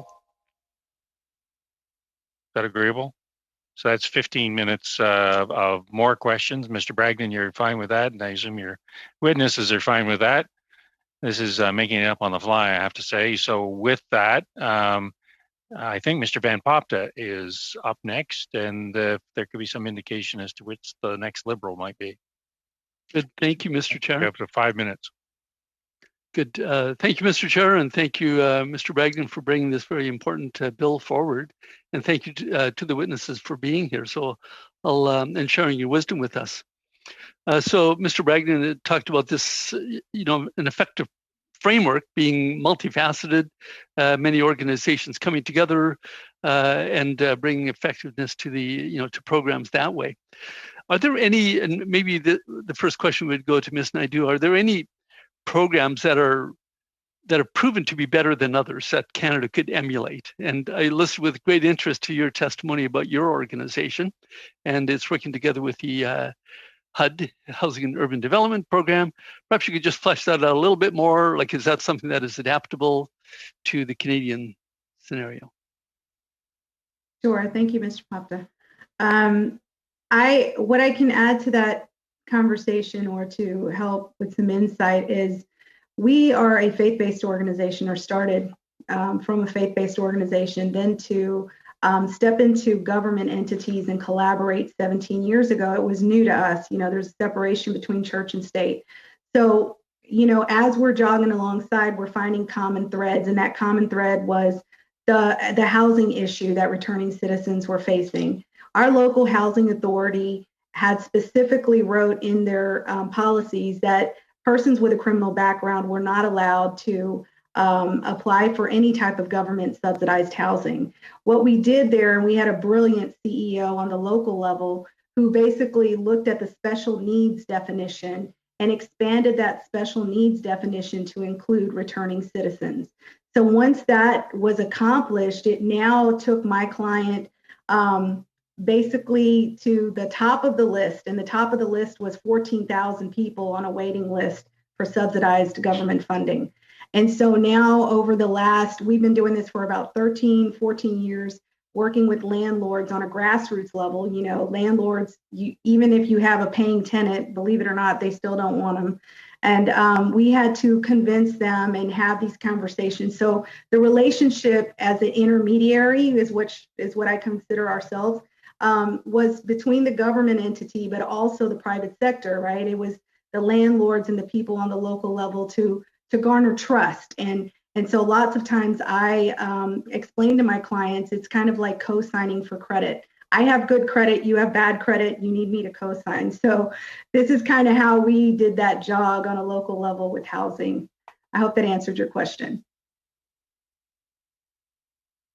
Yes, it does in many ways, but I have just one follow-up question. You're saying 65% recidivism rate in the US, 35% in Canada. What is your organization's history? Well, we have on recidivism. We have a very small 11% recidivism rate, which is very good. Sorry, I'm just going to cross-examine you. Is that because you get the easier cases or because you're so good? No, actually, our U.S. Department of Justice pushed us right out there in 2006. So we had just started in 2005, and the buzzword was, let's go after nonviolent offenders. And this is only from my experience, but what we found were nonviolent offenders are your drug, cyclical, addiction offenders that were running through our county jails. And violent offenders were typically your passions of crime. And so it wasn't cyclical in that matter. So when we were pushed out there for the anti-gang initiative, our U.S. Attorney General had 6 cities in the U.S. that they piloted this initiative. And that's how we were able to get into not just non-violent offenders, but violent offenders. And so we see the whole gamut, and there's a whole spectrum. And so what I can tell you is we don't cherry pick. We don't, get the cream of the crop. I mean, we have to take it case by case, very much to what Mr. Bragdon said. This is not a one size fits all. So if you can see it case by case, some of those universal issues are housing, education, employment, family reunification, and healthcare. So those are things that you guys are already kind of outlining as common issues. You have about 30 seconds. That's okay. I'll cede my time. Thanks. Okay, thank you. Who have I got for the Liberals? It's me, Mr. Chair. Madame Cara, 5 minutes, please. Thank you, Mr. Chair. Thank you, Mr. Bragdon, on your tremendous work on this bill. My question is to Ms. Latmer. First, allow me to thank you for the tremendous work that John Howard Society does. Ms. Latmer, in 2015, you published an article declaring that it was time to move beyond this tough on crime rhetoric. You noted while the electoral success can be gained by this narrative, but it is inconsistent with the facts. You also noted that improving community-based corrections and prisoner rehabilitation will protect society against recidivism by ensuring that less prisoners will leave custody angrier and better equipped with perhaps more social and mental health supports. I'm hoping that you can speak a bit more on your thoughts here on the harms associated with this this tough on crime rhetoric that we hear, and how we can actually make systemic change. And perhaps you can talk a bit about how we can address the overrepresentation of Indigenous and Black Canadians in prisons, and why it's so important for the government to partner with non-for-profits like yours, like the John Howard Society, to address this. I'd be happy to talk about that. I think it takes us away from the focus of this bill a bit, which is really focusing on what I would call rehabilitation and reintegration, and the sort of the quantum of the penalty and how that debt to society should appropriately be discharged is probably not the focus of this bill. But this bill will go a long way in terms of reducing crime by preventing recidivism. And I think the Texan experience is similar to ours, where you see heavy recidivism are people who are addicted, and the lower level property crime, where they're feeding the habit by committing crimes. And you really need to get a handle on those addiction issues. What you see coming out of federal prisons, about 2/3 of the people in federal prisons are there for violent crimes. And violent crimes scare people, but unnecessarily so if you actually look at the recidivism rates. Those who are serving life sentences probably have the lowest recidivism rates of anybody when they get into the communities. You just need a slightly different approach for people who have exhibited violence, and it's quite a significant challenge to deal with those that are the cyclical property offenders.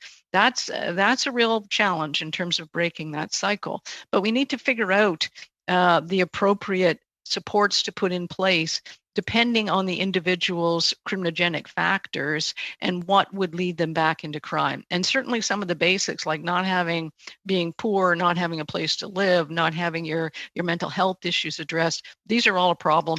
And this bill really stands a good chance of building a framework to support an effective reentry of people into the community. So I think it's really good. I'd be happy to talk to you at length about whether tough on crime approaches generally work well, but this reintegration support really does. Thank you. How much time do I have, Mr. Chair? You have a minute and a half. I'll give that to my colleague, Ms. Demoff. Ma'am. Thank you. Ms. Latimer, we know a lot of women end up back in prison for breach of parole, where they've been told they can't drink or they can't associate with certain people. And because, as you were mentioning, addictions, mental health, supports when they get out and go down the wrong path. We've only got a minute, but do you have any specific recommendations you could give us now on some of the things that you'd like to see to improve the rates of recidivism? I think you have to work with each individual. And I agree that some people who've experienced a lot of trauma in their past need more supports. They don't have... Re-entering society takes a lot of courage and a lot of strength. And if you've been hurt a lot in the past, you may not have the strongest foundation from which to take the right steps. And we need to really marshal certain types of resources around those who've experienced a lot of trauma and a lot of pain. Otherwise, we're not going to get very far. So what I do are your think thoughts we need on transitional housing. So not the halfway house, but something that's between a halfway house and actually being out in the community where you can still be supported. I think it's extremely important. I think having adequate housing, and particularly supportive housing for people coming out of prison, is absolutely key.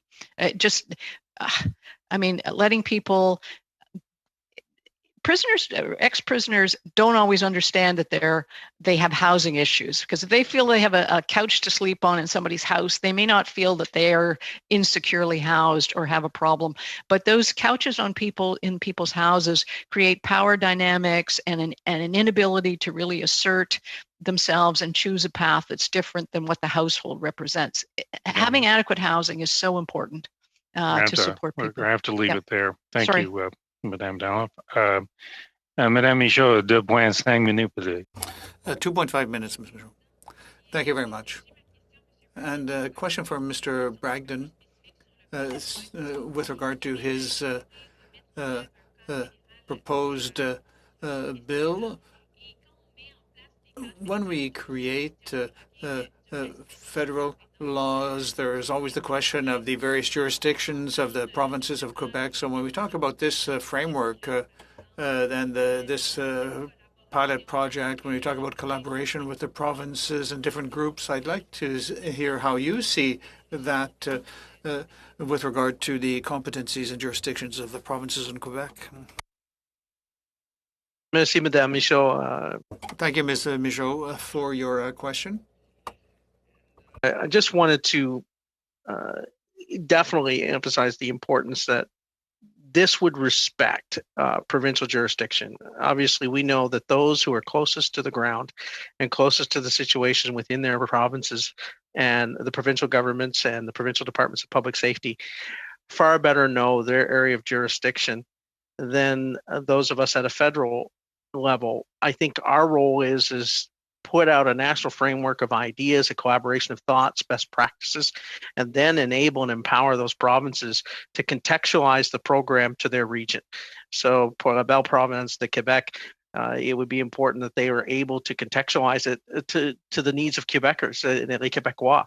And the same thing for the province that I come from, New Brunswick. We're a unique maritime small province. And I say that's an advantage when it comes to pilot programs because we're nimble and small enough to be able to roll out a pilot and be able to measure outcomes perhaps quite quickly. But again, the situation and how it may apply to Alberta would be different than what it may apply to New Brunswick or how it would apply to Quebec. So definitely respecting provincial jurisdiction is absolutely a key part of this as well. By no means is it a one-size-fits-all approach or we're going to have some grand program that's going to work in every province. No, this is about fostering an environment where individual provinces can roll out projects and pilots potentially that would aim at reducing recidivism in their jurisdiction. Thank you, Madame Michaud. Mr. Harris, last question. Thank you, 2.5 Chair. minutes, please. Thank you, Chair, and thank you to Mr. Blagden, and congratulations on putting forth a very fine and important bill. But I do want to ask the question, Mr. Harris, yes. You just cut off your own video. There you are. Disappeared myself. Sorry about that. You disappeared yourself. There might be some that are cheering for that. So, Ms. Latimer, I wonder if you could help us. I don't know. We all know, of course, about the long-standing and awful overrepresentation of Indigenous and Black and other people of color in the prison system. But I'm sure you're probably familiar with the report of Tom Cardozo of the Globe and Mail last fall, talking about risk assessments that he says are they actually get the worst scores, the worst possible scores, because they're biased risk assessments against Black and Indigenous people, and it results in higher security classifications, less access to programs, longer sentences, less access to parole, and clearly they're worse off in terms of being able to be reintegrated into society. So from a recidivism point of view, you have a candidate who comes out of prison without any help in being able to be more successful. Is that something that you recognize as a problem, a serious problem that has to be fixed? And how do we go about doing that? I think it's a terribly serious problem. I have been, on a journey to try and learn more about it. And I've got a lot of, there are many who know way more about Indigenous issues than I do. But I've been speaking to a lot of Black prisoners about the experiences that they've had. One in particular, when he was 19 or 20, he got a life 10 sentence, gang-related violence in an urban center. And he's been in there 30 years, and he hasn't seen a parole eligibility date. And he's trying to figure out why. And he believes that first of all, he firmly believes that he would, he's got a family to return to. He's got a lot of support in the community. He's made up his mind. He's given up the life, which is what they call, which is a very key thing for dealing with blacks about how this type of black offender, they're no longer going to be participating in the street crime that led them to problems in the first place. And he said, the correctional programs are designed to assess my ability to reintegrate into a white middle-class neighborhood. He said, that's not where I'm from and that's not where I'm going. And they just miss completely the cues and the supports and what he really has that would make him successful in the community. Unfortunately, we're going to have to leave it there. Sorry, too long an answer. Yeah. No, Mr. Harris is famous for too long questions. Leaving the questions. We're going to bring the questions to an end here. It's 6:08, and I've taken the liberty, or I've asked the legislative clerks to be available to us, and all of the amendments that are being proposed are in order. Now, normally I would be in a situation where I could simply proceed with a kind of a schedule, which I don't have in front of me, so I'm going to have to lean on the clerk, our clerk, very heavily to keep us going in some sort of form of order. I did, however, before we start that process, want to thank our witnesses. They may or may not wish to stay around. As Bismarck once said, there's two things that you shouldn't see in life. One is the making of sausages, and the second is the making of legislation. And so we are in the process of making legislation here today. Mr. Bragdon, I'm sure, will want to stay around. With that, I'll turn to Mr. Clerk and ask him to call the first item, since I don't have a thing in front of me which will say what's the first item I'm supposed to call on this bill. I'll turn it over to the legislative clerk for that, Mr. Chair. Okay, thank you. Thank you, Mr. Chair. According to a standing order, the committee should postpone the clause 1, which is the short title, and the preamble, and the chair should call clause 2, amendment lib 1. Okay. Clause 2 and Liberal 1, which I believe is Madame Demoff. It is, Chair. Thank you. And I know that Mr. Bragdon is in support of this amendment. It basically changes the word from collaboration to consultation. And it would say in consultation with representatives of the provinces, with Indigenous governing bodies and Indigenous organizations, and then the rest of it stays the same. So it's just clarifying some wording here, Chair, and okay. I believe Mr. Bragdon is supportive of the change. I can indicate that Mr. Bragdon is in support of the change. Is there any debate? Those in favor of the amendment as read by Ms. Damoff? Okay, I see everyone is in favor of that, so that moves. Then I'll turn it over to our very competent legislative clerk. What's the next thing to be moved?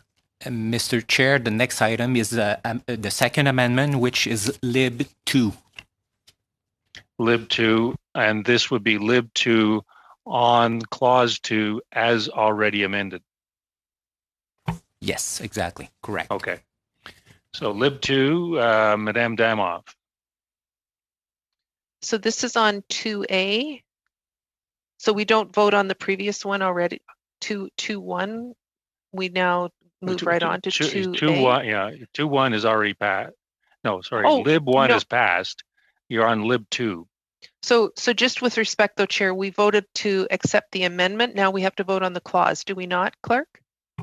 Before we can move on? No, because the lib 2 is also on the clause 2.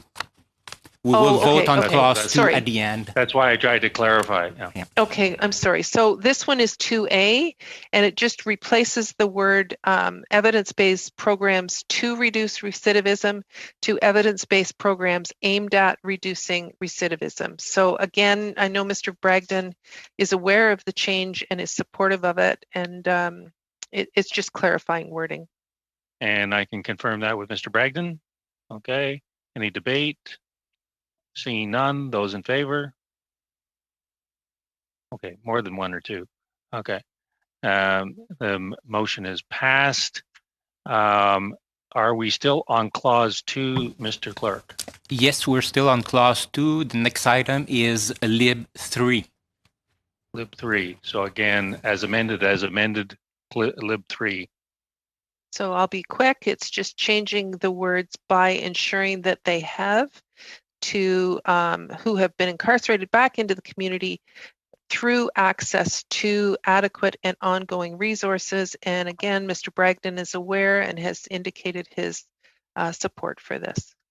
Again, I'll confirm that with Mr. Bragdon. Any debate? Seeing none, those in favor? Those opposed? Amendment passes. Are those all the amendments with respect to clause 2, Mr. Clerk? No, Mr. Chair, there is another one. It's NDP 1B. I just want to make sure that it's because the sponsor of this amendment sent another version around 3 o'clock, and we circulated to the members.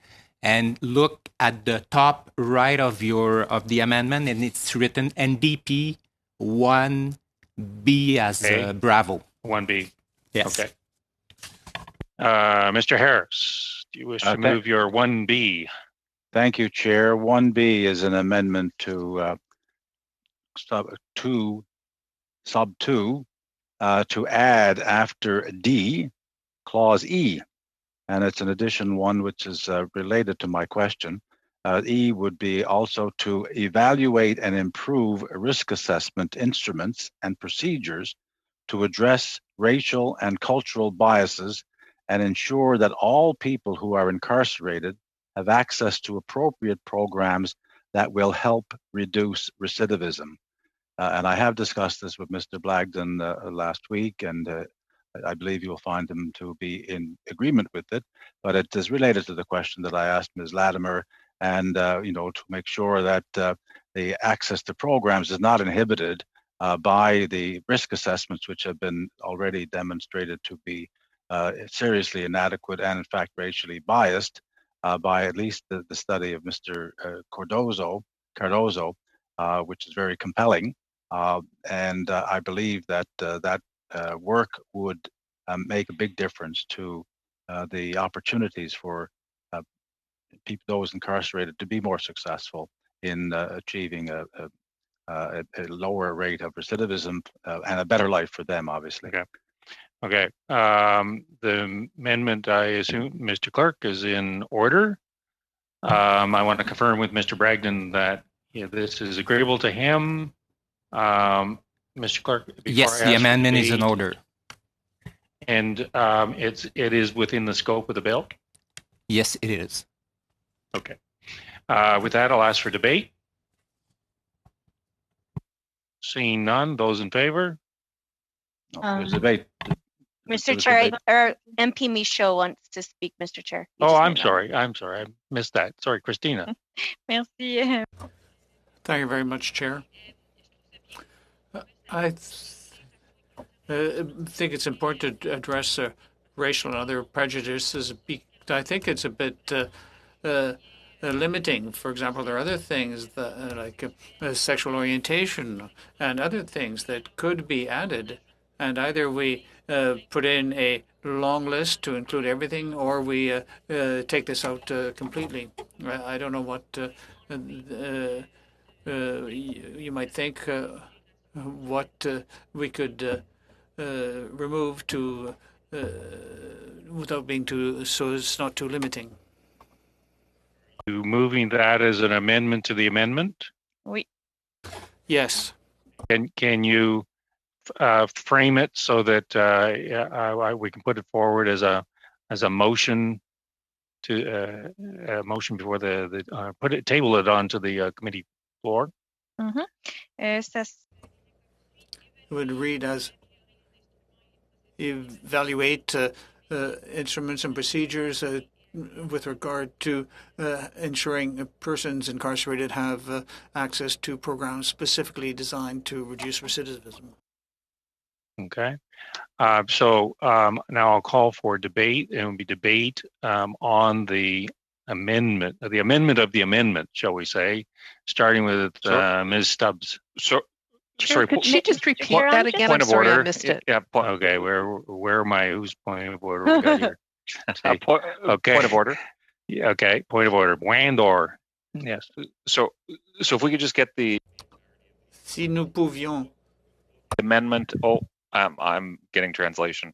Yeah, okay. It's good now. Go ahead, Damien. Okay, if we could get the entirety of the amendment with the sub amendment read out before we move into debate, just so that we're all clear on what we're discussing.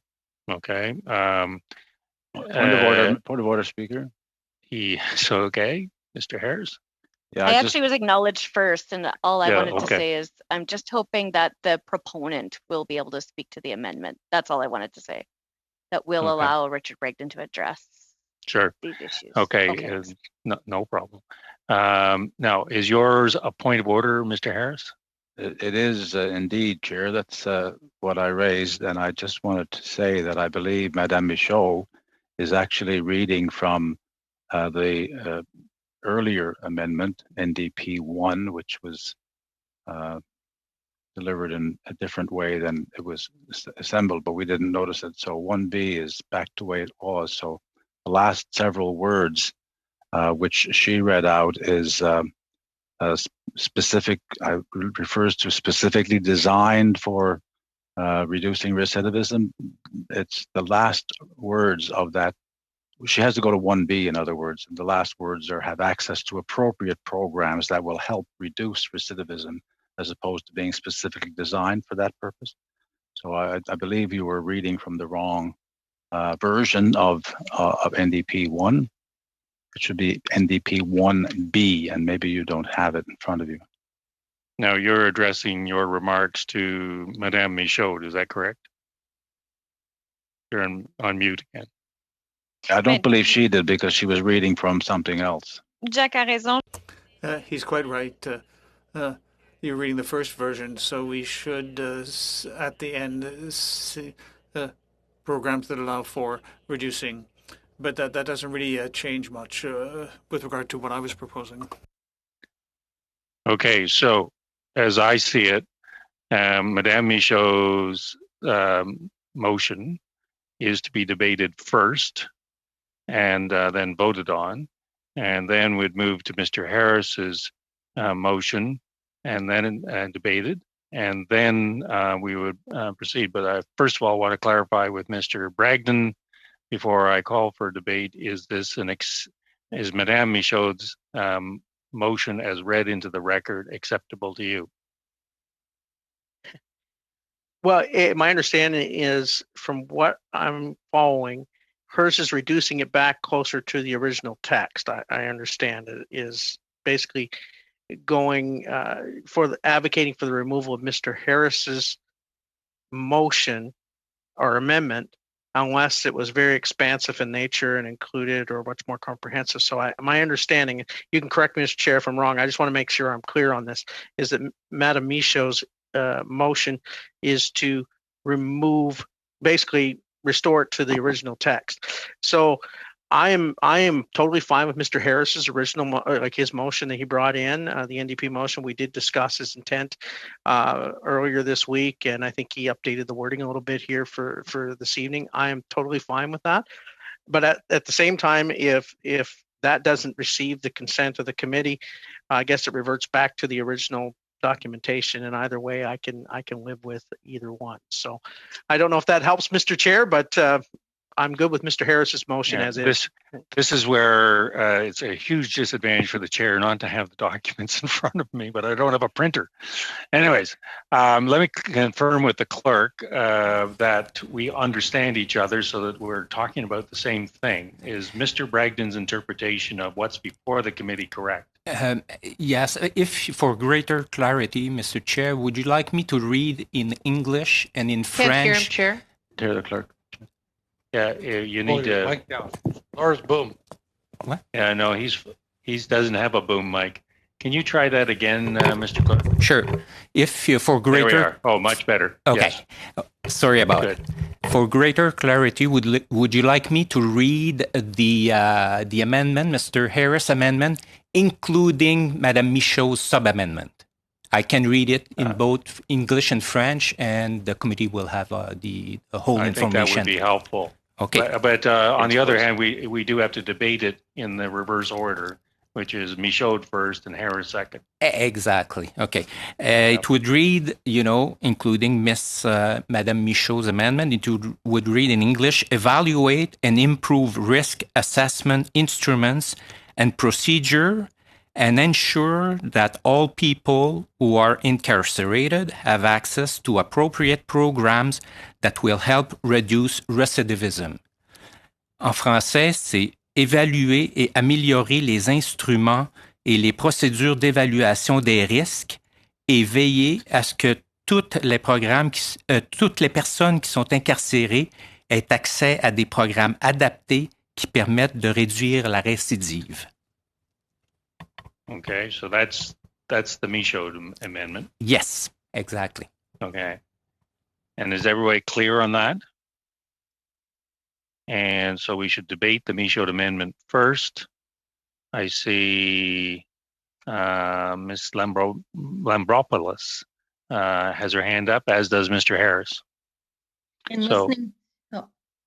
In listening to Ms. Latimer's testimony earlier in response to Mr. Harris's question, I think that it was pretty clear that there isn't enough programming out there for Black Canadians, for example, or for people of different cultural backgrounds. And so I think that this amendment is actually an important one that we should keep.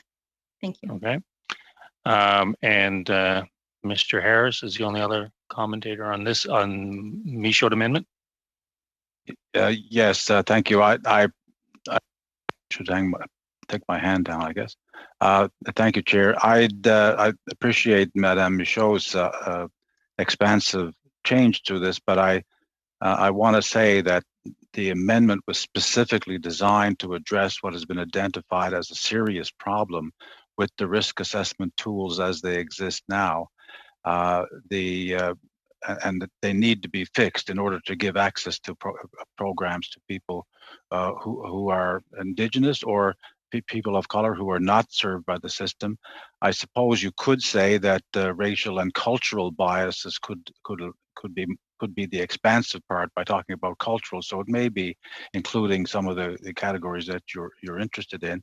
But I think I'd rather keep this motion because it does exist what's been identified as a systemic racism, frankly, within the prison as it affects Indigenous and Black and people of color. So I'd like to keep mine. Thank you. And perhaps if you wanted to add one of your own, that would be great. Okay. Well, what we're debating is the existence of Madame Michaud's motion on the floor. Mr. Bragdon, you've got your hand up. Yes, thank you, Mr. Chair. And look, I just say, like, I do know that it has come up in testimony, and several of the service providers and research will certainly point out that there is a disproportionate level as it relates to the incarceration rates, as it relates to Indigenous and Black populations. And I can concur with what Ms. Latimer said in regards to that. So I have no problem at all with Mr. Harris's amendment. And Ms. Michaud, I can appreciate your input as well. Like, either way, if we can make it work, I'm happy to work with both. And if we can thread the needle, great. If we can get there. So. Okay, Madame Michaud. Thank you very much. I just wanted things to be more inclusive, but as Mr. Harris said, the spirit of the motion is right in that we talked about racial and cultural biases and the effect on minorities. And cultural can be very broad, and so I would be able to vote for this text as it stands, or also with my version if the committee chooses it. Okay. Not seeing any other will to debate. The Madame Michaud. Oops, Mr. Harris. This is not Jack, really. what do you want? Yeah. Jack, you're on mute. I fixed that. Sorry. Yeah, this is not really a debate as such, but I think it may be some comfort to members of the committee to read this, read the existing amendment as being inclusive, because it says improve risk assessment instruments and procedures to address racial and cultural bias, and ensure that all people who are incarcerated have access to appropriate programs that will help reduce recidivism. So I think you could actually read it in such a way as being as inclusive as you had hoped it would be with your amendments. I just offer that for your consideration. Okay, we're going to go to the unless there's a further debate. I'm going to ask for a vote on the Michaud amendment, for want of a better term. Does everybody understand the Michaud amendment, or do you need it read out to you again? Could we have it read out once more, Mr. Okay, Chair? Mr. Clerk, could you do that for us, please? Sure. It would read as follow. Hold a second. Evaluate and improve risk assessment instruments and procedures, and ensure that all people who are incarcerated have access to appropriate programs that will help reduce recidivism. It would read like this if Madame Michaud's sub-amendment is adopted. Okay. Are we ready to vote? Point of order, Chair. Yes, Jack. Isn't Madame Michaud's amendment to remove the words to address racial and cultural biases? Yes. I'm hard pressed to answer that.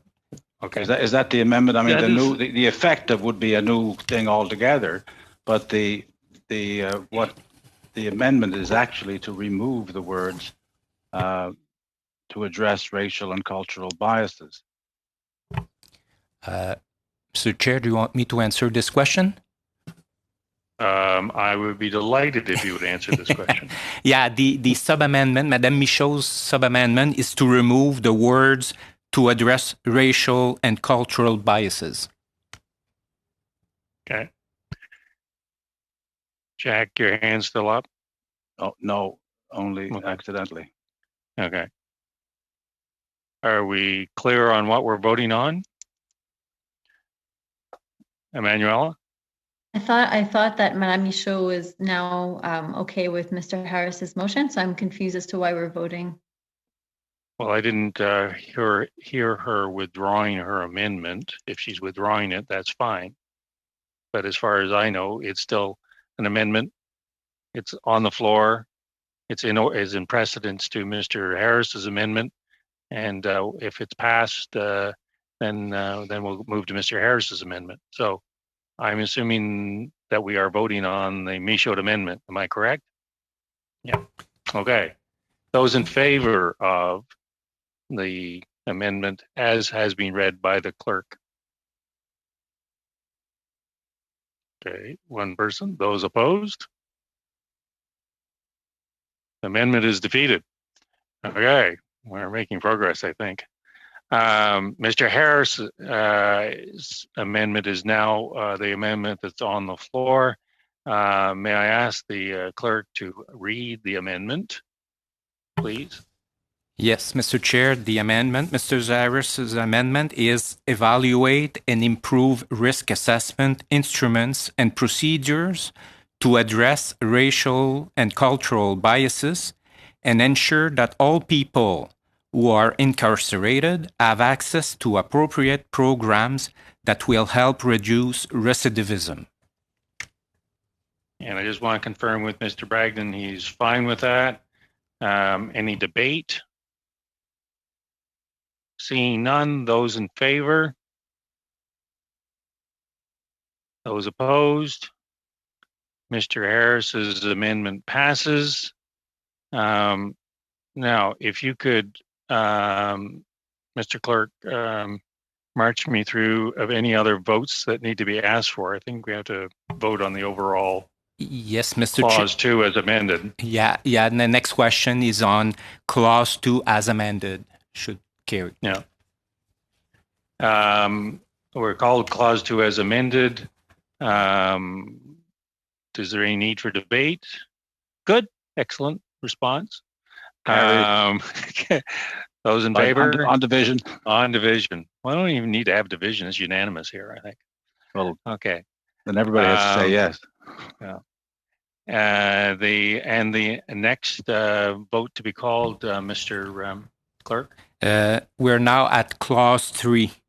Should Clause 3 carry? Any debate? Seeing none. Those in favor? Carried. Okay. Your next vote is, Mr. Clerk? Clause 4. Clause 4. Any debate? Seeing none. Those in favor? Good. Next clause. Short title. Those in favor of the short title? Good. This is called the Bragdon Bill. Yeah. Okay. Anything else? Yes, the preamble. Preamble. Those in favor of the preamble?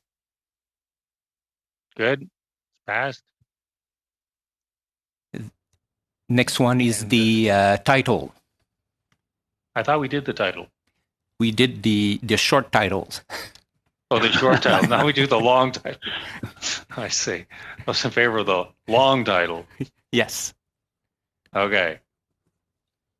The Bragdon Bill long. The long Bragdon Bill. Okay. Anything else, Mr. Clerk? Next question. The next question is, shall the bill as amended carry? Shall the bill as amended carry? Those in favor? Those opposed? It carried. Great. Next. Shall I report it to the House? Yes. Next question is, shall the chair report the bill as amended to the House? Okay. Anybody in favor of that? Anybody opposed to it? Okay. And there is one last question, Mr. Chair. Shall the committee order a reprint of the bill as amended for the use of the House at report stage? Those in favor? Opposed? It passed. What cooperation? I'm amazed. No more question. No more questions. Okay, well, before I gavel this committee to an end, and I thank you for your cooperation. We're at 6:35, which is an hour past where we're supposed to be. I just take note that there are apparently 4 votes on Wednesday, which may make a real mess of our intentions on the 24th. No. So we have had several witnesses confirm. We may end up having to extend the hours, so stay tuned. Okay. I have a commitment at 7:30 Newfoundland time. Well, I think you better find a sub then. Mr. Chair, I don't think there's 4. There's actually 6 votes from my records. 6? Oh, jeez. Oh, oops. Yeah. I didn't realize it was off mute. Sorry. Okay. So it's even worse than anticipated. It's even worse. Okay. Well, let's just play it by ear. Anyways, Richard, I want to thank you for your initiative here. It's really good to see private members' work going forward, and as you can see, you've had a lot of support right across the political spectrum. Nice to see. Well done. I have to leave, Chair. Oh no, Jack has to leave. We have to leave. We have to close the meeting now. No, I have to leave. You can stay. Yeah, all you like. I have to leave because another meeting is already starting at Canada China. I'd like to say we'll miss you, Jack, but I can't. Thank you, everyone. Thank you, Mr. Chair. Okay, thanks, and thank you, Ms. Nadu, for staying watching this sausage making. Okay. Incredible. Take care. You. Okay, bye-bye, folks. Bye. Good